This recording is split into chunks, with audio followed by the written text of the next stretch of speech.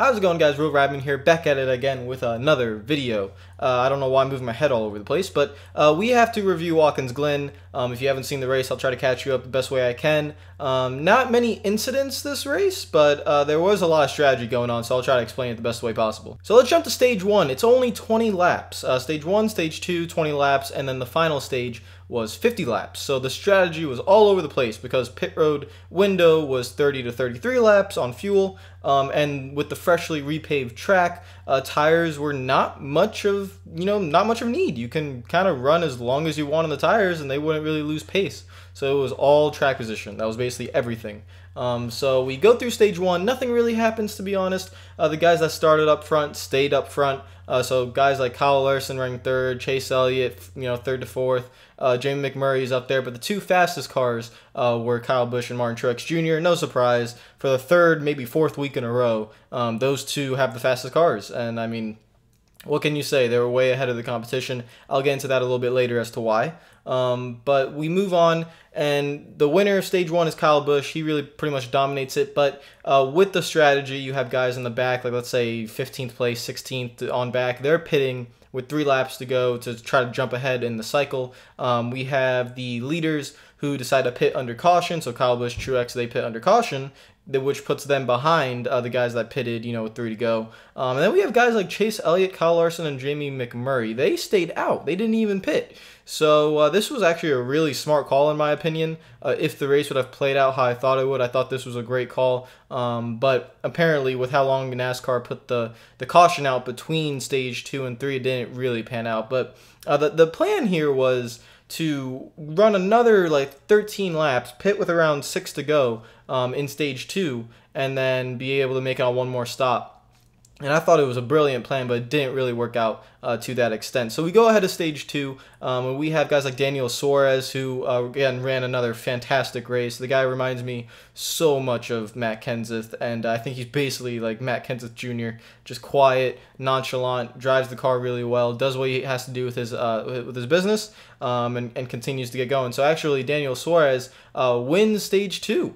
Because we have a bunch of different strategy as well. We have an incident with Kyle Busch and Brad Keselowski in stage 2, which actually put Kyle Busch way back. Before this, he had an incident with a loose wheel. So basically, the fastest car on the track, and Kyle Busch is having all these sorts of issues. And what was funny was he actually said he wanted to basically fight Brad Keselowski afterwards, but we know that didn't happen because Kyle doesn't really want to fight anyone. Strategy calls are all over the place at this point. For me to explain like all of them would be pretty much impossible, because we have cars on a whole bunch of different strategies. But what I realized was, each strategy could work out in its own way. Clint Bowyer on one strategy, Ryan Blaney on another, Truex, the one who's kind of leading the race and up front, he has to be on his own strategy. Daniel Suarez on another strategy. There's so many different strategies, and they somehow all kind of blend to be in the same spot. While Kyle Busch is just continuing to fight in the back, but he passed way too many cars today. Kyle Busch did have the fastest car, but he just, couldn't really get back up there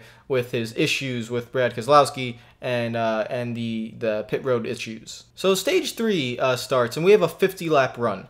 Now, the problem here is the guys like Daniel Suarez, Truex, they do the same thing Chase Elliott and Jamie McMurray and Kyle Larson did in stage 1. They don't pit under the caution. They want to stretch it a little bit further, try to get to a point where they can make it on fuel with just one more stop. But the problem here is they're really stretching it. Like it didn't look like they could make it on fuel. So when we move on to lap 50, this was a huge moment in the race. A caution comes out for an issue. I don't remember who it was, but there was a caution for some car, some backmarker team. I'm so sorry for not remembering the backmarker team. I know that's very disrespectful to that backmarker team, but I don't remember. But we are at lap 50. Now, lap 50, we're 40 laps away from the end of the race. You cannot make it on fuel 40 laps from the end of the race.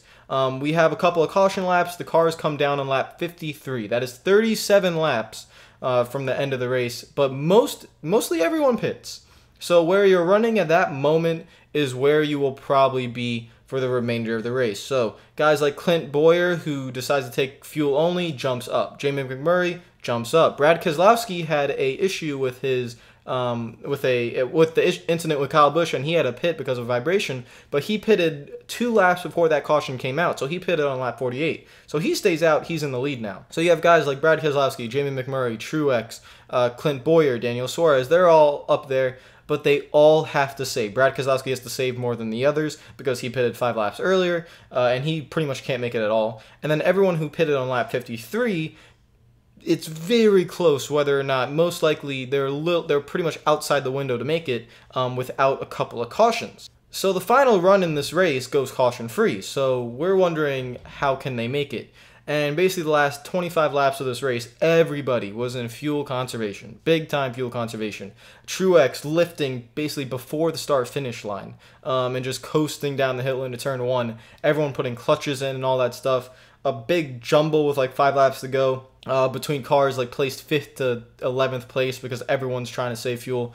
So that's why there's really nothing to show. There's nothing to explain. It was just a complete saving game. Everyone was saving fuel.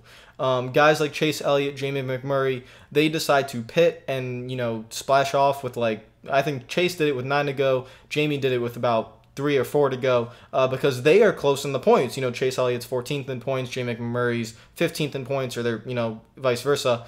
And they can't afford to run out of fuel, so they pit. Guys like Clint Bowyer, same kind of position, trying to make it on points or either win a race. He decides to stay out. He decides to try to risk it and go for, you know, try to get a good finish. Everyone's just going probably 5 to 6 seconds slower than what they should be. And Keselowski, actually, the thing with Keselowski is he pitted from the lead with about 5 to go, and then he had a penalty for driving through too many pit stops or pit road boxes. And he was in, probably when he came out of pit road, he was like in maybe 6th place. So he could have charged up through the field and challenged some people, but the problem with that is he couldn't. He basically had to pit again and got, you know, or unless he would get disqualified. So Keselowski out of the race. So it's basically between Truex and Kenseth. And in the end, in a fuel mileage battle, Kenseth trying to win the race to make sure he's locked into the playoffs, even though at the moment he's in on points. But to lock himself in, he needs to win the race, but he cannot do it. And Truex, I think, was running out coming into the line the way he was shaking the car. But he was able to do burnouts and stuff, so I don't know what was going on there. But Truex wins the race. Another JGR win. I know Truex is not a Joe Gibbs Racing car, but it basically is a Joe Gibbs Racing car with a technical alliance, so I call it a JGR car. And JGR, all 5, maybe all 6 of their cars, I think it was, finished in the top 10. All 4 Joe Gibbs cars, and then the 2 Alliance cars with Furniture Row, they all finished in the top 10. So they have the best horsepower, they have the best fuel mileage, they have the most money, and right now they're getting the best results. I'll list the race results right here to the side. Go through the entire finishing order. You see a couple of names like Michael McDowell getting a really good run, Chris Buescher getting a really nice finish as well. Chase Elliott, Jimmy McMurray, they do what they kind of have to do to just maintain points. Clint Bowyer and Kenseth gain ground on them in the point standings because of their better finishes. But even guys like Joey Logano, I didn't talk about him this entire review, but Joey Logano is having a hell of a season, and not in a good way. He's having a true hell of a season. He's just not having a lot of fun right now. The car just isn't fast. I don't think Logano's making it to the playoffs. I don't see any way he can win a race. So I can't believe I'm saying this, but I actually don't think the 22 is going to be in the playoffs. Now let's talk about JGR, because a lot of people complaining on Twitter that they're getting kind of sick and tired of JGR dominating.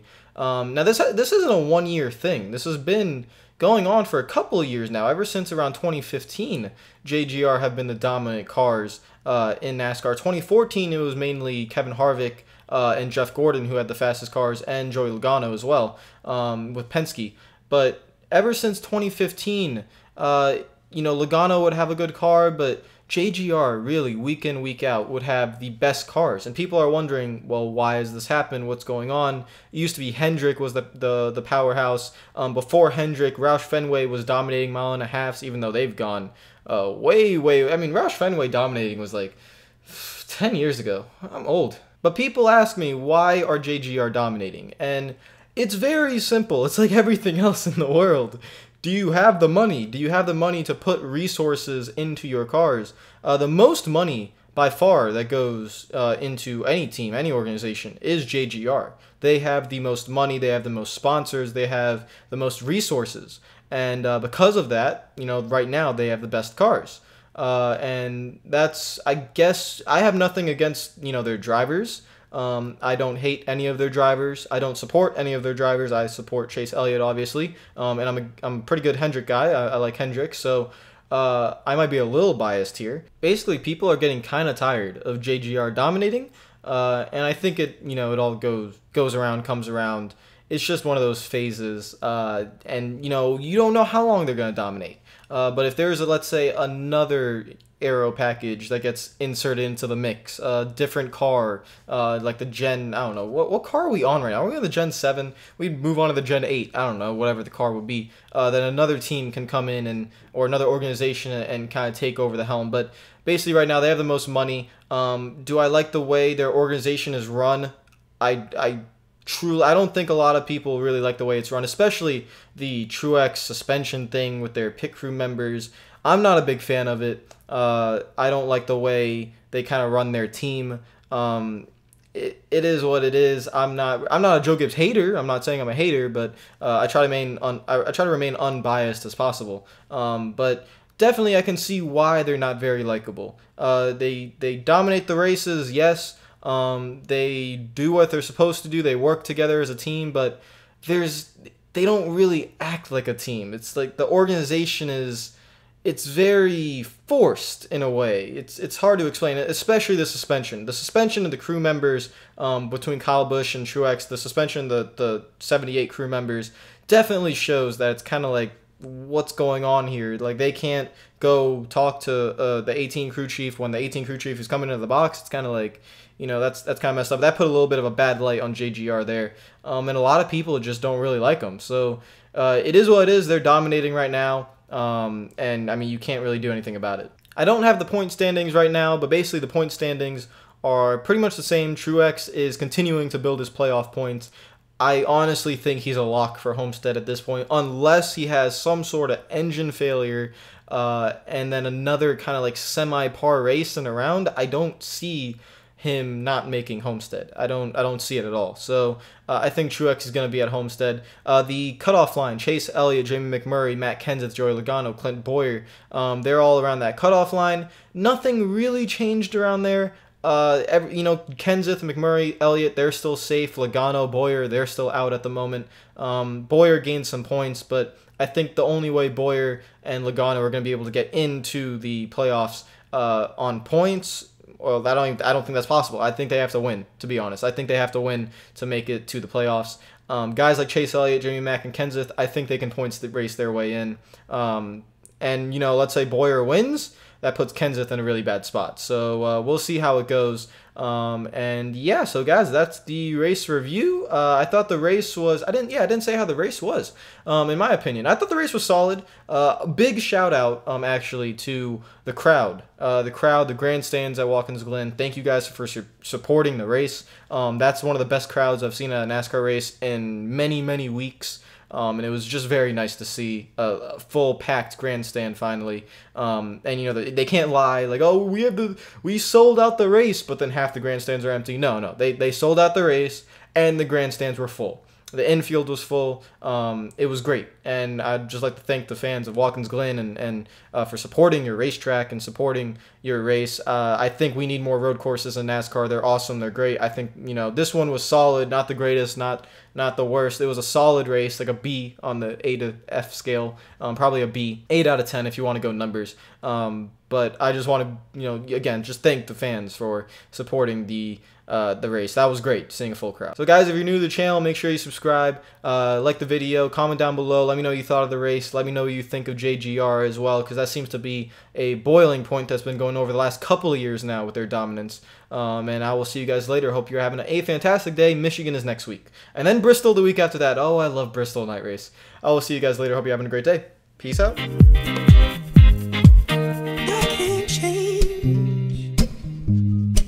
Even if I tried, even if I wanted to, and I can't change.